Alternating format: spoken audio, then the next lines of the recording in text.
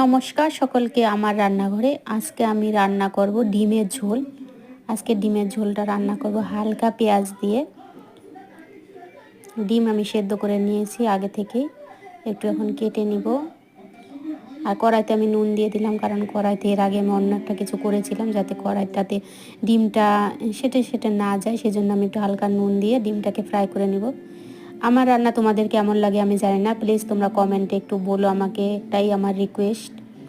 Simple ডিমের ঝোল করব, কোনো তোড়ঝাম নাই আজকে ডিমের ঝোলে। আমার রান্না যদি তোমাদের ভালো লাগে কমেন্টে অবশ্যই বেশি বেশি করে কমেন্ট করে আমাকে একটুখানি উৎসাহিত করো, আমি যেন খুব সুন্দর সুন্দর সিম্পলের মধ্যে রান্না নিয়ে আসতে পারি। এরকম রান্না যে সবাই ঘরে করে খেতে পারে, কোনো ঝামেলা ছাড়াই, যেগুলো আমাদের হাতের সামনেই থাকে, সেই সব সিম্পল রান্নাটাই আমি করে বেশি দেখানোর চেষ্টা করি, যাতে সবার জন্য এটা উপকারী হয়।